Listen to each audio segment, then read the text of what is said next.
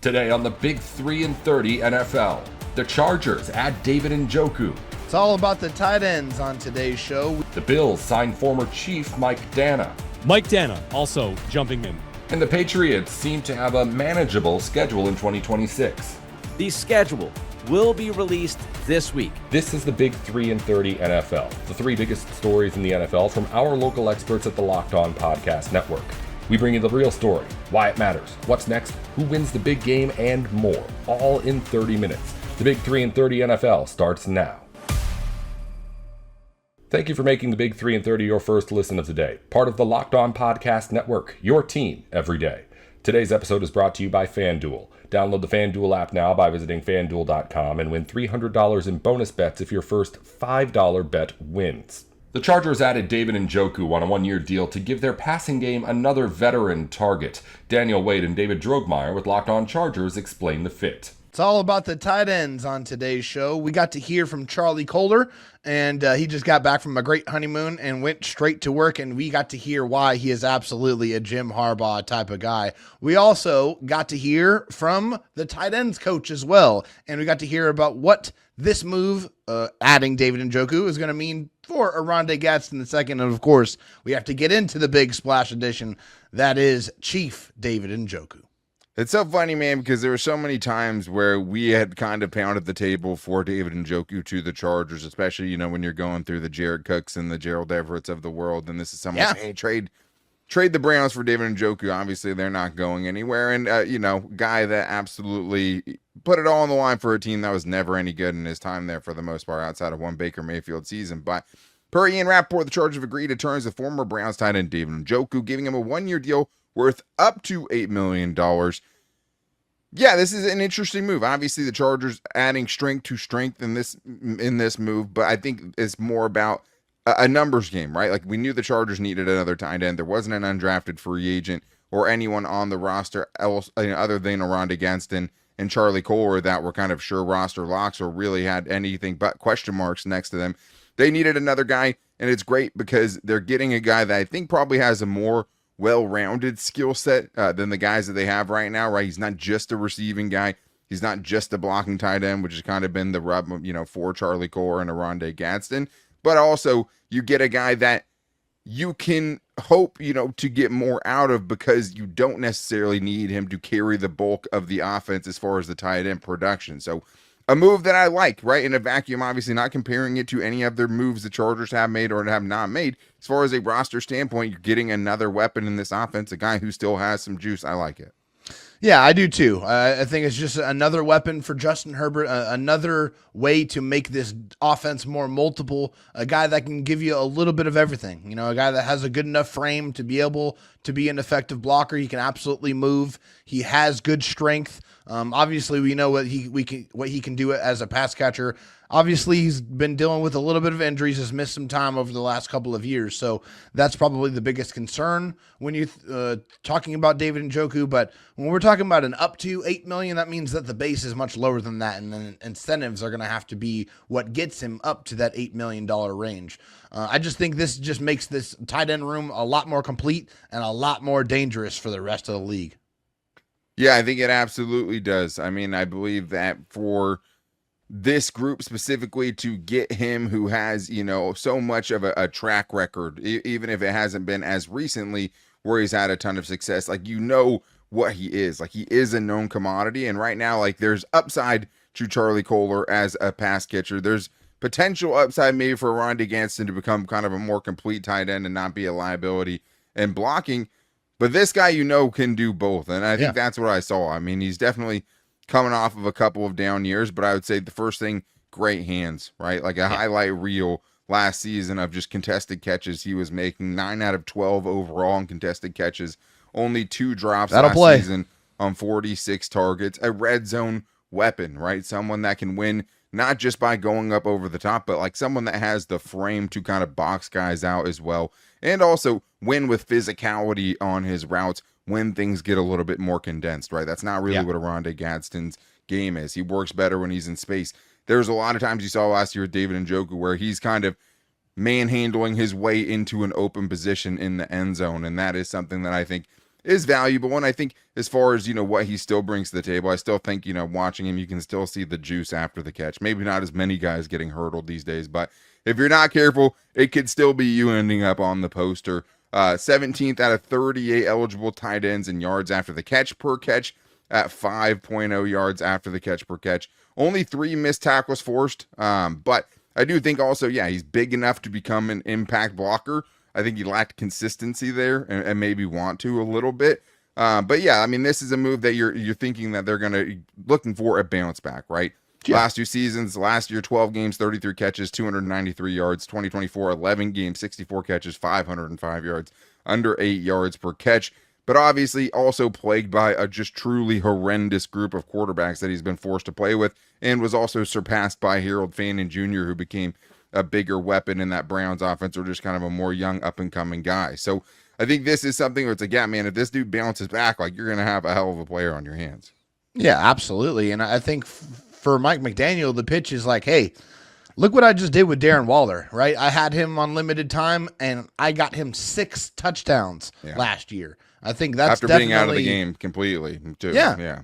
And in a major red zone threat. So, like, I mean, I think that would be one of the things. Obviously, getting to play with the best quarterback that he's ever had in his NFL career obviously is going to be a big selling point as well for David Njoku. And also, like, he's been in Cleveland his entire career. Like, the dude's never been able to win, never had really any chance to win anything. And the Chargers obviously haven't got the job done, but they've been in the playoffs the last 2 years. So you want an opportunity to go win and go be playing meaningful games in December and in the playoffs, and you want to have that chance.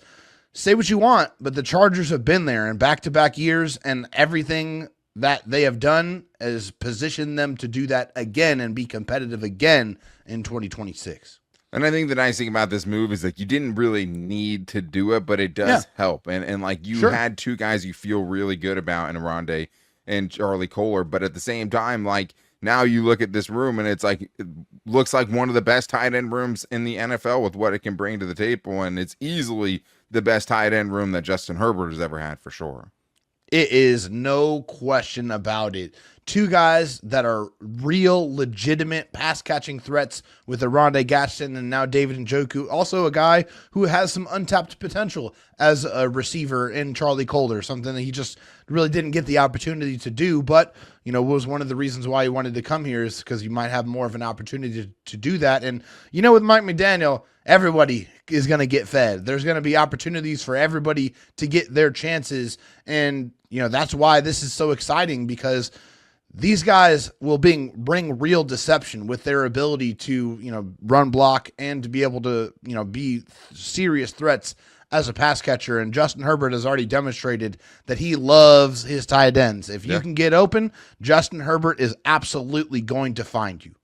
Well, and I mean, just look at what this room looks like compared to really the last 2 seasons, right? Like, you're talking about 2024 when Jim Harbaugh takes over. That's a room that has Will Dissly, who's not even the starter, right? It was Hayden Hurst who was going to be the starter, and then Will Dissly, and then that was pretty much it, right? Stone Smart, I think, maybe was hanging around then.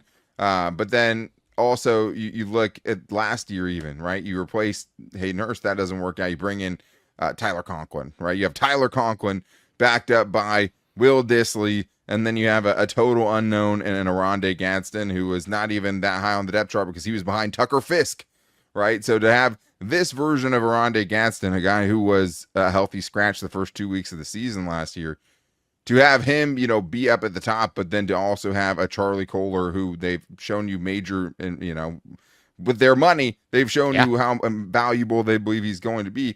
And then also you add in David Njoku now, who is that proven commodity. But you're right, like, you can get a little bit, crazy with the kind of mismatches that you can create now that you have all of these different weapons, and also you just build that depth. But, like, Justin Herbert had, Hunter Henry as a rookie, like that, maybe, up until last year with Arande Gadsden was the best he'd had, but then it was Jared Cook as his leading tight end. Then it was Gerald Everett for a couple seasons as his leading tight end.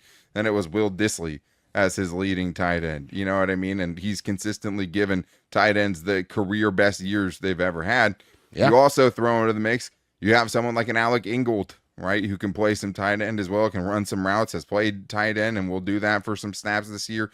And he is someone who's really mobile, right, and brings even a different kind of skill set. And even Scott Matlock, who we'll talk about later on the show, who's moving to tight end full time. But I think this is tipping a little bit of what Mike McDaniel wants to do offensively this year. Workplace chaos, deadlines stacking up, inbox overflowing, and the one position you have to fill still sitting open. When the pressure's on and you need the right hire, this is a job for sponsored jobs. Indeed sponsored jobs help you reach the people who actually fit what you're looking for. Skills, experience, location. So you're not just hoping the right candidate stumbles across your post. And here's a stat that says it all. In the minute I've been talking to you, companies like yours made 27 hires on Indeed. That's according to Indeed data worldwide. So if you're hiring, spend less time searching and more time interviewing candidates who check all the boxes with Indeed sponsored jobs. Spend less time searching and more time actually interviewing candidates who check all of your boxes. Less stress, less time, more results. When you need the right person to cut through the chaos, this is a job for Indeed sponsored jobs. And listeners of this show will get a $75 sponsored job credit to help get your job the premium status it deserves. It's over at Indeed.com/podcast. Just go to Indeed.com/podcast right now and support your show by saying you heard about Indeed right here. Indeed.com/podcast. Terms and conditions apply. Need to hire? This is a job for Indeed sponsored jobs. Welcome back to the Big 3 and 30 NFL. The Bills signed Mike Danna to add veteran pass rush depth to their defense. Joe Marino, Jeremy White, and Jerry Ostrowski with Locked On Bills walk through the pickup. Mike Danna also jumping in. Joe, I got your text about him. I'm a member of your text club, and you gave a little bit of a scouting report on the Bills' newest defensive end. Jerry, you referenced him in your cold open. So, what do we make of this Bills depth addition, their post-draft supplementation of their defensive front? I think part of this is probably maybe we don't know something about Michael Hoyt that maybe the franchise knows, and this is a guy that can come in and be a stopgap. If you're really relying on Javon Solomon to be that special teams guy, and you think maybe this guy replaces him, the special team snaps aren't there. He doesn't play a ton of teams. I think he had 63 last year, 48, 65 before that. His highest team snaps in a season were 75. I mean, they're there, but they're not immense. Played 389 snaps last year, which was 42% of the snaps for the team. So I kind of look at it going, okay, is this an experiment? We take a chance on a guy and maybe he does show out. Maybe he fits in, or maybe there's something with this is a guy that's going to take up the slack for Hoyt. I don't know. But it's just not really, it doesn't move the needle for me. It just doesn't do it. It's not a needle mover, but I guess this is just like the types of players you need to kind of fill out your roster. You mentioned Hoyt. I think it is fair to wonder, like, when is he going to be available and how good is he going to be? We've seen Bills players off of major injuries not really come back strong. And I think they want to be 4 deep with their edge rotation. And right now that includes TJ Parker, who's never played a snap in the NFL. So I think you strengthen the bottom of your edge rotation. And Dana is a guy that has some versatility, right? He's played 5 tech, he's played 4-eye, he's played 3 tech, and he's played up and down that front for Kansas City in a blitz aggressive scheme. I think that'll help, right? Some know-how there with it. He started a lot of games, right, for a good defense. I've always thought of Mike Dana as the Chiefs version of AJ Epinesa. Not a very spectacular player, but just eats a lot of meaningful snaps. And he signed a decent deal. They paid him a 3-year, $24 million deal coming into 2024. He played 2 seasons on it. It was probably his worst 2 years, right? So he got paid and didn't quite live up to that contract. He was released this offseason, but I think he's got something to prove. He's 28 years old. I think he's a guy that can come in and eat some snaps, and I don't think it's hard to, like, right now, if you're assuming that there's a uphill climb for Hoyt, I think it's easy for me to apply Mike Dana and say whether it's the 4th edge or a guy that can play some 5 tech. I think he improves what you have, even though he's not a marquee player. This news came down. I got a text from Carrington Harrison, buddy of mine, talks Chiefs all the time. We have come to text each other and talk plenty about Bills Chiefs because you guys know they play every year a million times. And he wrote to me about this move and said that Chiefs fans do not, he wrote hate. Chiefs fans do not like this player. One of the more disappointing players on the team last season, not contributing very much. And he linked me to a tweet from Price Carter, who is someone that covers the Chiefs, lead draft analyst, podcast host, Arrowhead Addict, who pointed out that last season, Mike Danna, 374 snaps and logged 7 pressures. His pressure rate of 3.8% was 100th among qualified edge rushers. So, like you said, Joe, like some power, maybe some parts to his game. The most interesting thing about this conversation that you guys kind of keyed me in on here is if Hoyt is not 100%, what is the concern level for the group? Because I feel like on some level, are we not really holding on to the idea that was a sneaky good signing of a guy that's going to be a real difference maker? He showed up for 6 quarters and went away. And if he's not there or not available or not 100%, all of a sudden, my confidence in that group is going to be dinged a considerable bit.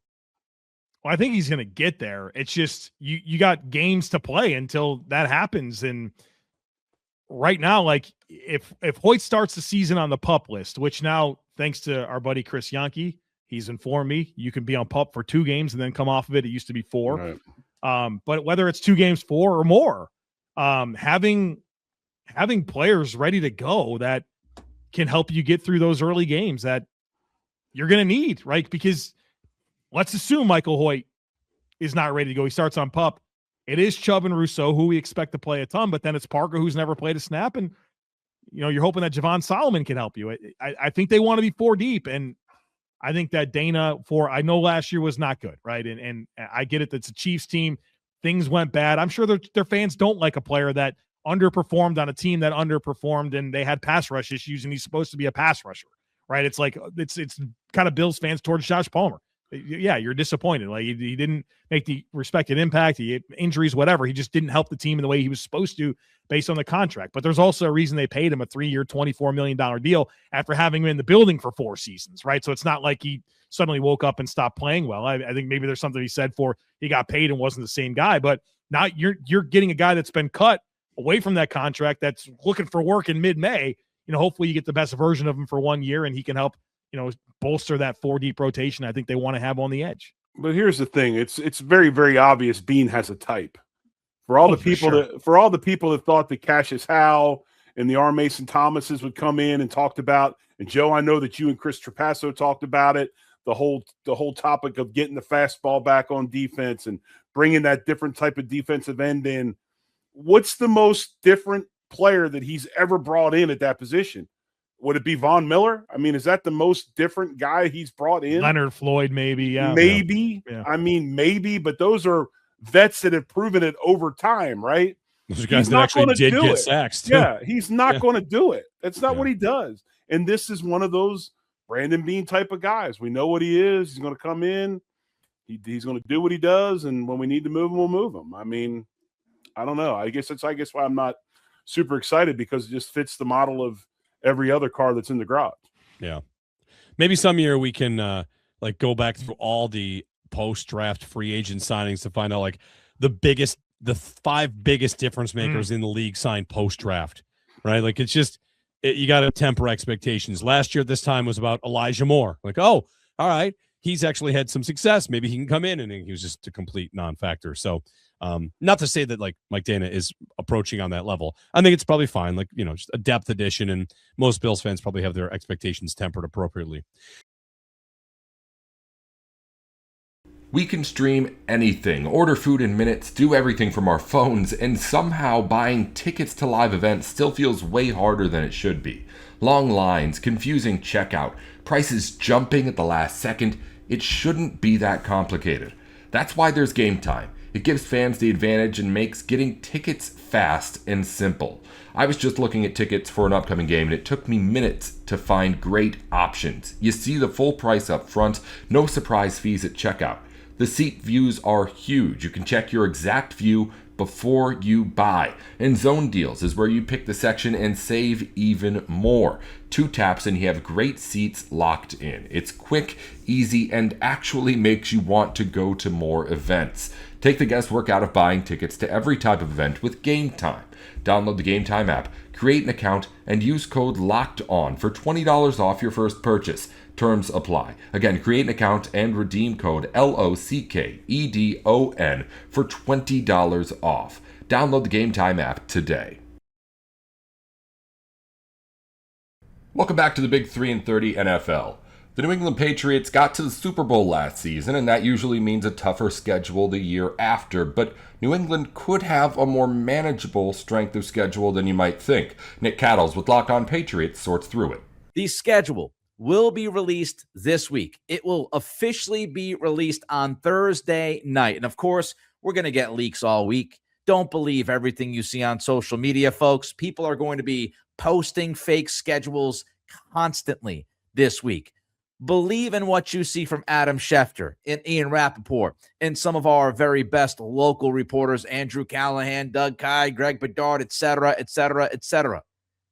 But just don't believe everything that you see. This is a dangerous week if you want to get ahead of all the schedule making and the official release. So don't buy into everything that you see. But because schedule week is this week, there are going to be lots of conversations about the strength of schedule. Now, if you remember, towards the tail end of the 2025 season, a lot of people, including myself, were mentioning how tough the schedule was going to be in 2026. When everything was said and done, the Patriots, of course, get the first place schedule, and it was loaded with a bunch of teams that were good, if not very good. And there was a lot of talk at the end of last year, through the playoffs, right after the Super Bowl. Patriots have one of, if not the hardest schedule in all of the NFL. Well, here is an update from Warren Sharp. The sharpfootballanalysis.com listed the strength of schedules. And here's what Warren Sharp wrote. With odds released for all 32 NFL teams, we are now able to calculate NFL strength of schedule using projected win totals from Vegas odds makers. So let's run through this. The NFL teams, the 5 teams with the easiest schedule in 2026, if you are using the projected win totals from Vegas, the Lions, the Saints, the Bengals, the Browns, the Jets. The 5 easiest schedules in 2026. The 5 hardest schedules in 2026, the Cardinals, the Dolphins, the Panthers, the Cowboys, the Rams, not the Patriots. So if you are just using the projected win totals from Vegas, trying to figure out strength of schedule, the Patriots are not one of the 5 hardest schedules this upcoming year. So where do they fall? Where are the Patriots ranking 1 to 32 in strength of schedule? They're 12th. If you go off the projected win totals from Vegas, the Patriots have the 12th hardest schedule in the NFL. Of course, there are 32 teams, so they're getting close to about middle of the pack when it comes to the strength of schedule. And some might say, Nick, how's this happen? Again, we're talking about it late in 2025 during that season when the Super Bowl is over. We're all talking about how incredibly difficult this schedule is going to be. Well, when people start to post things about strength of schedule, when we find out all the opponents, right? We don't know exactly when these games are going to be played just yet, but we get the opponents right as the season is ending. Well, when you look at that schedule, when you look at those teams, when you put together, when you're compiling a strength of schedule at that time, before free agency, before the draft, what you use is the winning percentage of those teams in the year that you're talking about, right? So if you're looking at the 2026 schedule, you go, man, the Patriots schedule loaded with so many good teams. You are using the win percentage of those teams collectively from 2025. So this is the more accurate strength of schedule, because if you're looking at what the teams actually did, what their rosters are right now, currently constituted, Vegas over under numbers for 2026 is a much better gauge than win percentage in 2025. And it's not just because of how the rosters are currently constituted versus what these rosters looked like going back a few months ago. It is also the idea of win percentages can fluctuate from year to year. And so what teams played what teams matter. If you're talking about the Patriots having a killer schedule in 2026 and you're basing that off of those teams' win percentage in 2025, well, who did those teams play and who was injured at the time and all that stuff? So it really is a more accurate strength of schedule to use the Vegas over-under numbers once free agency is done, once you get through the draft. Now, of course, moves can still happen. What's up, A.J. Brown? Things can still happen, which could change the math a little bit. But right now, instead of you looking at the Patriots' strength of schedule, which when you're going back to, late 25, you're going through the playoffs, the Patriots, if you're basing it off win percentage in 2025, the Patriots had the 6th hardest schedule in the league. So they have dropped from 6 to 12 based on what has happened during this offseason. Now, of course, there is a lot of information missing here. We don't know the primetime schedule the Patriots will have. Be ready. I will tell all Patriots fans out there, be ready for, 3, 4, maybe even as many as 5 primetime games, because the Pats went to the Super Bowl, and the Pats are a very popular team, whether it's to cheer for them or hate them. They are very popular. They draw a lot of eyeballs. So we don't know the primetime games. We don't know the non-Sunday games. Will the Patriots be stuck on Thursday, Thanksgiving, for example? We don't know. When is the bye week? We don't know. We know the Patriots have had the same bye week the last 2 years, and if the Patriots have a week 14 bye again, I'm moving furniture in my house. So we'll see when the bye week is going to be. Of course, travel is big. How much is the team traveling? Are they traveling in bunches? If they're playing in California, which they are a couple times this year, do they get both of those games out on the West Coast? Do they have back-to-back West Coast games, which will help the travel? Or does the NFL make them fly back to New England in between those games? All of that matters. All of it matters. The home and away split, are you playing 3 or 4 games on the road and consecutively? That can impact things. When do you play the best teams? Do you get them late? Do you get them early? Do you get them in the middle of the year? Do you have a string of incredibly difficult games? Do you have to play those really good teams after traveling? Do you have to play those good teams on short weeks? So there's a lot of context. There's a lot of information that we have to gather, and that'll happen later this week. But as of right now, strength of schedule, just on paper, who you're playing and how good they are after this offseason, you ranked 12th instead of 6th. Schedule a little bit easier, according to the Vegas odds makers. Now, I'll give you a refresher on the teams. Again, we don't know when these games are going to be played, but the home schedule, I'll put them in tiers. So the lower tier is the Jets, the Dolphins, and the Raiders. Those 3 teams will be playing at Gillette. The mid-tier, I'll put Minnesota in there because we got to figure out the quarterback thing. Kyler Murray, is he really going to, be busting out at the seams and being great for Kevin O'Connell, J.J. McCarthy, that quarterback competition? I'll put Minnesota and Pittsburgh in the middle tier. The top tier, Green Bay, Denver, Buffalo. So those are your home games. You got 3 games against teams you should clock. The Jets, the Dolphins, the Raiders. You've got 2 interesting games you should win, but they won't be easy in Minnesota and Pittsburgh. And then you've got 3 really tough games at home, Green Bay, Denver, Buffalo. Away is where you got a lot going on. Again, lower tier because of your division. You get the Jets and you've got the Dolphins in New Jersey, in Miami, respectively. And then you've got just 7 games, which it's not crazy to say that all of these 7 teams could be playoff teams when 2026 is over. Because aside from the Jets and the Dolphins, on the road, you play the Bills, you play the Seahawks, you play the Bears, you play the Lions, you play the Chiefs, you play the Chargers, you play the Jaguars. It is not crazy to believe that you could have, 6 or 7 out of those 7 teams make it to the postseason. And that's why I would still rank the Patriots pretty high when it comes to strength of schedule. And I think their strength of schedule is dinged because when you're looking forward here, you're looking at the Jets, you're looking at the Dolphins. What is their over under? The Raiders, some of these teams really lower the Patriots' strength of schedule because of the over unders. But then when you're looking at some of these other teams, man, Kansas City, what if Patrick Mahomes is ready day one?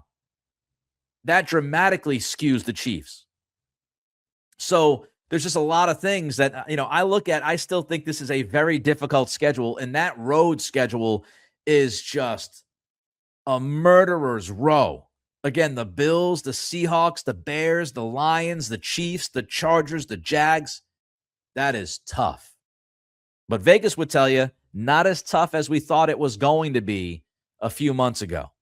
That's all for today's Big 3 in 30 NFL. If you follow basketball or college sports, the Big 3 in 30 has shows for the biggest news in the NBA and on campus going up every week just like this one. Just search the Big 3 in 30 NBA or the Big 3 in 30 college wherever you're listening or watching now.